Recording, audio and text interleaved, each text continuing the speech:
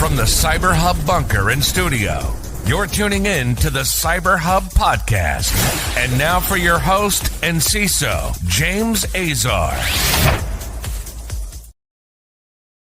Well, good morning, security gang. Happy Tuesday and welcome to another episode of the CyberHub Podcast. Tuesday, April 8th, 2025. A packed show for all y'all today. Obviously, not in the studio. Had to travel. I'm in the great state of New York. Yeah, just a packed show. I'm going to get right into this morning's show. Obviously, no espresso. I'm pre-recording this morning's show, just simply due to my travel schedule. But luckily, I'll be back in the studio tomorrow morning, and we'll be able to get back to our live shows again. So, without further ado, let's get into this morning's show. And if you're drinking a cup of coffee, a tea, whatever it is that you're drinking as part of our tradition here, coffee cup cheers, y'all. Let's get right into the news this morning. No time to waste. We're going to start off with the story we reported on yesterday, the Australian pension fund credential stuffing attack that happened over the weekend, now compromising over, they said at the time, 600 accounts, but so far, 4 accounts have been compromised for the theft of at least 500,000 Australian dollars from superannuation accounts. That's in the equivalent of around 400,000 USD. The Australian Financial Review reporting on Friday that the country's largest superannuation fund, locally known as super funds, faced simultaneous cyber attacks by threat actors. Australian Super, the country's largest fund with over 360 billion Australian dollars under management of 3.4 million members, said that it encountered suspicious activity and that compromised about 600 members' accounts that did not involve financial theft. Some accounts did involve financial theft. So here's the deal. When you regulate notification, but you don't regulate standards, because this is what this is, right? One, when you regulate notification, people will do the very, very basics in terms of that compliance, but then the standards don't really exist. And so when you don't do standards, what happens is there's a gap between what you see from a reporting and incident response perspective to actually what people do day in and day out in managing a cybersecurity program. And now Australia is no stranger to this. Australia's talked a lot about cyber, to have a cybersecurity minister that is constantly hammering companies for getting breached, constantly talking about how the government should take over all cyber, very, very unnatural things. Instead of going about it very, very differently, establishing a baseline cybersecurity standard based on importance to country, to national security, to stability of financial markets.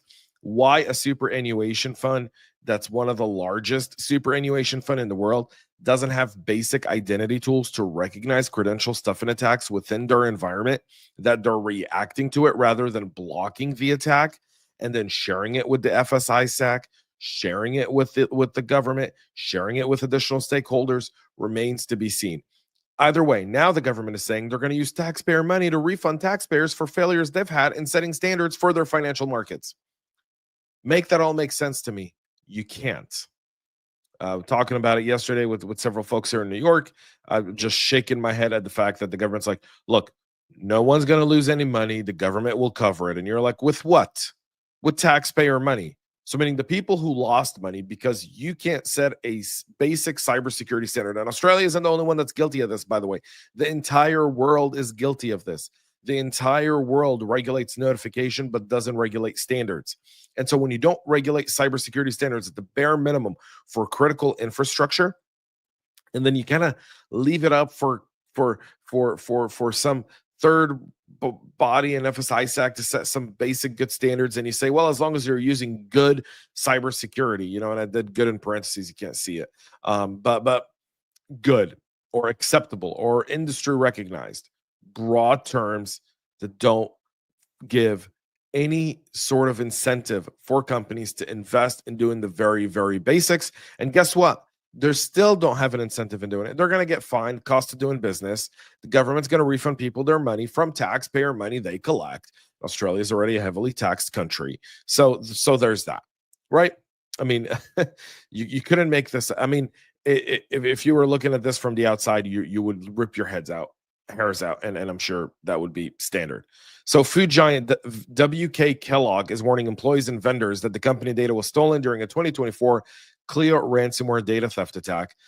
Clio was the FTP, attack that happened back in 2024.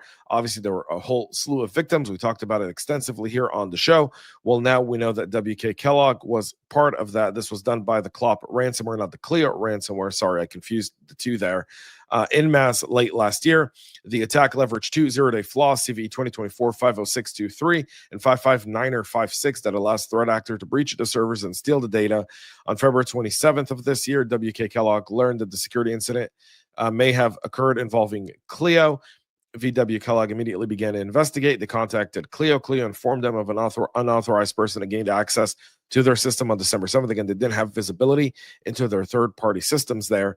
WK Kellogg is an American food manufacturing giant that split from Kellogg's, hence the name there, in October of 2023. It's got an annual revenue of $2.7 billion. It owns a whole bunch of cereal brands like All Brand, Corn Flakes, Fruit Loops. Who does not like Fruit Loops and Frosted Flakes? They're great. So although the company doesn't mention Clop, they do mention Clio. We know that Clop is behind Clio, so hence you can make 1 + 1 = 2. That's good math there.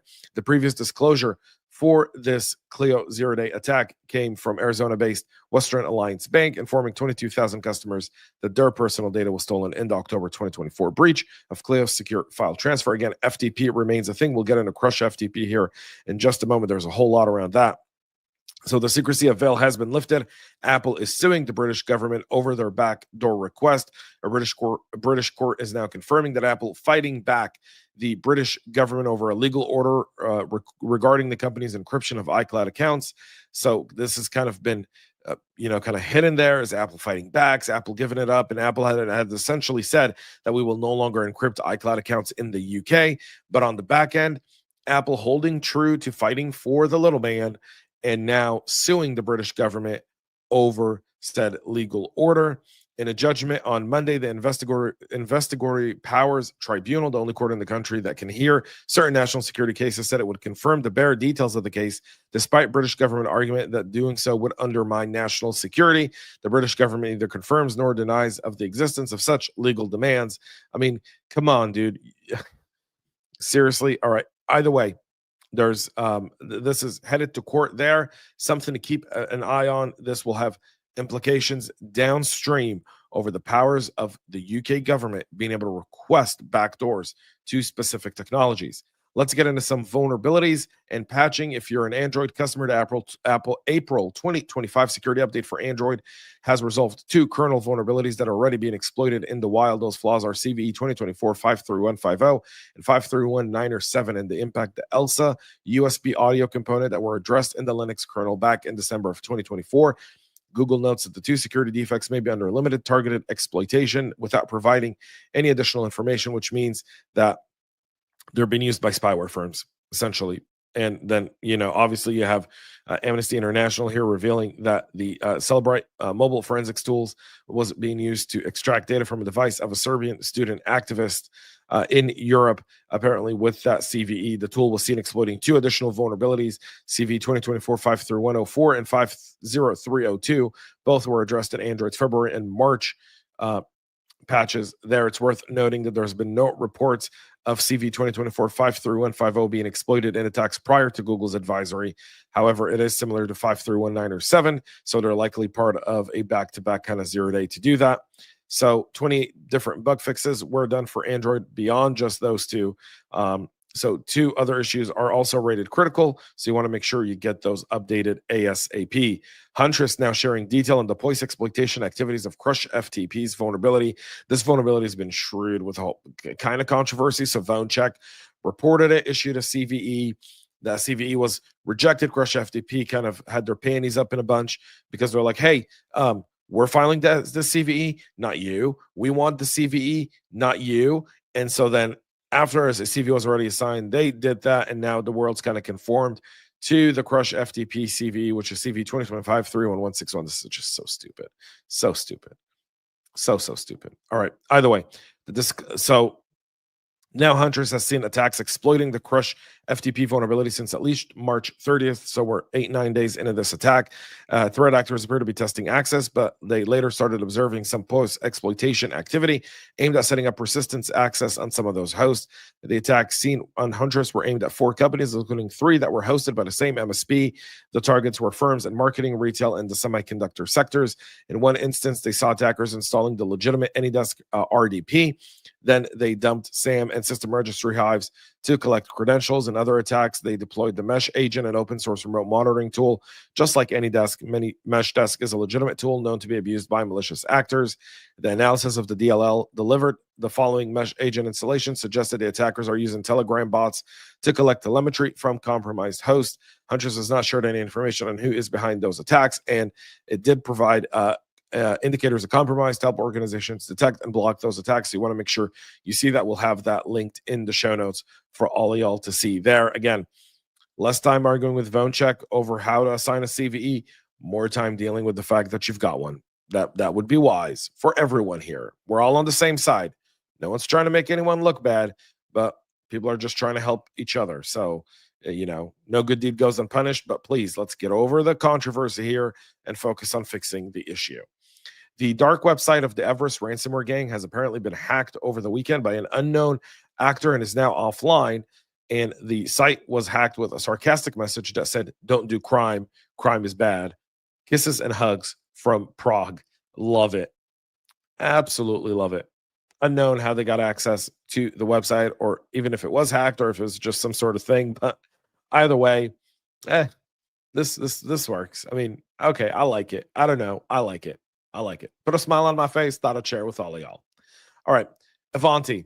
I swear, I don't like beating up on Ivanti, but they can't help it. They're always in my feed. If you're still an Ivanti customer, please let me know in the comments or reach out to me privately and tell me how much punishment you're really gluten for at this point.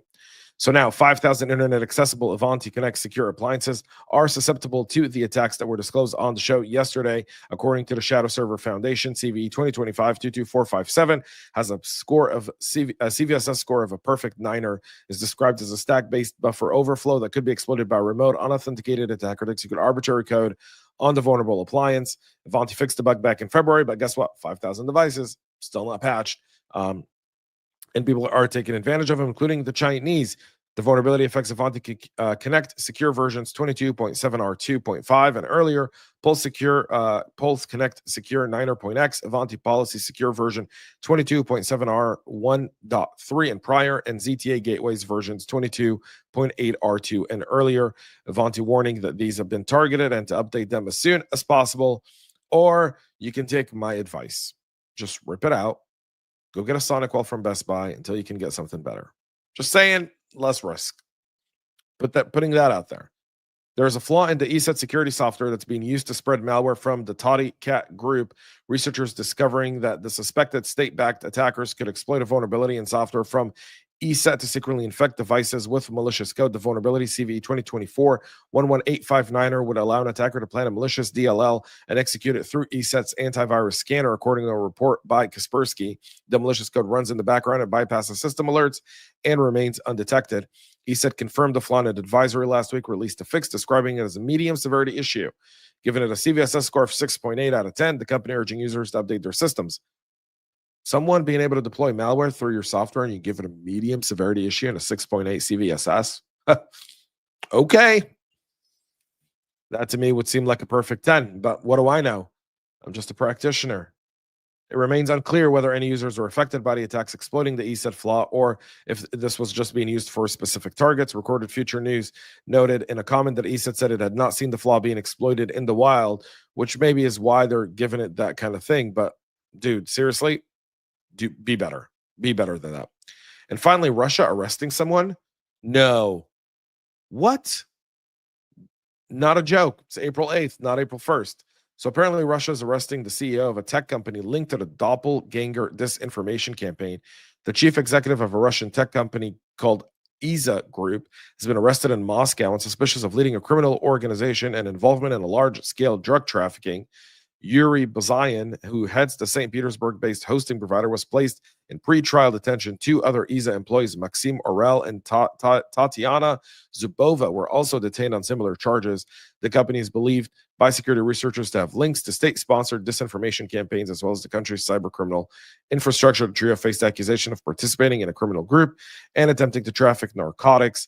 Last week, local law enforcement raided Aza's St. Petersburg's office, which is located in a building formerly used by enterprises associated with the late paramilitary chief Yevgeny Prigozhin, whose media empire was best known for operating troll farms. So cybersecurity researchers linked Aza to the pro-Kremlin disinformation campaign known as Doppelganger. Talked about that extensively here on the show. According to Russian media reports, again, these are Russian media reports. They're not independent. They're run by the government. So I'm going to say this because I don't want you to think that there's any truth to this. This is likely a pawn. These 3 folks are a pawn in a more greater game to show that Russia is taking cybercrime seriously. These people are likely paid by the Russians to do the work they're doing, and now they're being used as scapegoats in order to please the West, in order to be part of something else. That seems to be the case. These guys weren't dealing drugs. They found 4 grams of metformin, and come on, dude, 4 grams. I mean, you know, they arrest people for a joint in Russia, but 4 grams. So there's that. I mean, again, not buying the hype. Just going to put that out there. That's it for our show this morning. We'll be back tomorrow at 9 a.m. Eastern live with all the latest and greatest cybersecurity news. Until then, please make sure to subscribe, follow, share, like, comment, and let us know if you'd like to hear about any additional stories or topics you'd like us to cover here on the show. Always happy to do feedback. In fact, next week, the entire show will be based on your feedback. Until then, have a great rest of your day. And most importantly, y'all, stay cyber safe. We love feedback, so make sure to connect with us on social media and subscribe to our podcast on your favorite podcast listening platform.